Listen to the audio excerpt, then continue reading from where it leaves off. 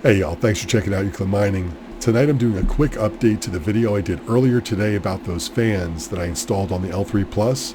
Now if you saw that video, you saw that I couldn't get those to hash, but it turns out there was a setting I had enabled and that's what caused it. I want to thank Daniel, huge shout out to him for helping me out with this project. He's left comments below about these fans in my other videos and we're giving him a shot, and he came through all aces today. So thanks again. And I'm going to show you the settings that he was telling me about. Before you do any of those settings though, I want you to know you should talk to an electrician before you do any of these things.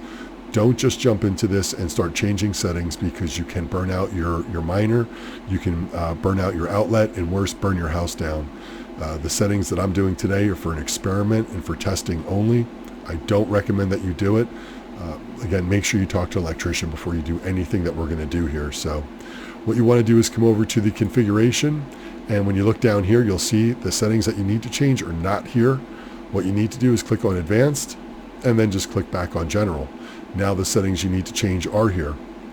What you need to do is disable fan check, immersion cooling only. This is if you had your miner with the fans off and you were putting this into a mineral oil bath for cooling. Not many people do that. I don't do that. But in order for the fans to communicate properly, or not to communicate properly, is to disable the fan check. These fans don't talk with the control board the same way that the stock fans do. So you do need to disable the fan check in order for these fans to work. Once you've done that though, you do need to tell the miner at what fan speeds you do want it to run at. I've got it at 85%. I'm going to have to do some research on these fans and see how many hours they're rated at running at 85% for how long, and to make sure they are going to last and go the distance for the miner. I don't want them to burn up or burn out.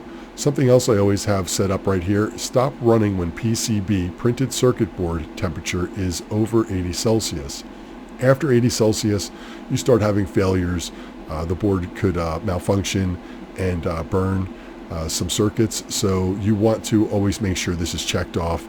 It's just a layer of added security and protection, so that if your miner gets too hot for whatever reason, let's say one of the fans was to burn out and it wasn't cooling it enough, it would just shut the miner off, and you really want to have that running, so make sure you have that. Now I will say that I do not have this overclocked right now. When I first started this up, I did have it overclocked. I had it at 610, but the temperatures were running around 68 degrees, 69 degrees for the miner. And that's what they usually run at in the summertime. I did boost the fans up to 95%, from 85% to 95% with it overclocked, and the temperature came down 1-2 degrees, but not enough to make me comfortable, because in the summertime, it's going to be warm out there, and the temperatures with these overclocked with stock fans gets up to 68, 69 degrees, and a couple boards hit 70. That's about my comfort zone. I don't like to go much higher than that, because I don't want to have any problems. These machines are not brand new. They are several years old, and whatever farm they lived at, they were beating the hell out of them. So I'm trying not to overclock hard. 610 is my typical number. And if I take a look at that, so I've got that at just stock, and let's go over to the status, take a look. It's been running for about an hour now, and I'm getting, very respectable temperatures. So this is the L3 Plus number 3. This is the L3 Plus number 2. You can see the temperature difference on this one. I'll let that refresh real quick. You can see I do have that overclocked at the 610 rating, and even at the 610, I am below 50, a couple degrees below 50 for all of them. But you can also see my fans are, pumping them out. If I go to the L3 Plus number 3, the one that we have the new fans on, running at stock, 85% fan speed, I am in the mid 50s and a couple low 50s. So getting close to the 40 area, which is like that other one, but still this one board is the problem child. Now in the summertime, temperatures where I live in North Carolina get up to about 75, and in the dog days, 85, and in the dog days they hit 90. So it's warm here in the summer. Right now in the winter though, it's upper 20s, mid 30s at night, It's 40s up and down in the 40s during the day.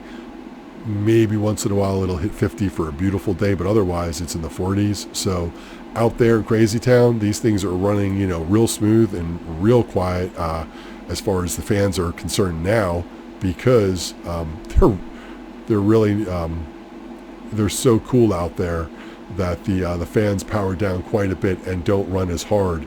In the summertime is really going to be the check when this thing's running at 68 degrees, 20 degrees warmer, and those fans are really cranking. Will this fan make it? That's going to be the test. So we're going to find out come summer. I'll do a part 3 to this. It'll be probably in June when it's getting real hot out. And for now, I am going to let this fan, both these fans, run on this miner. I've got no problem with it. I don't have it overclocked. I might put that up 1 notch and see where there puts me.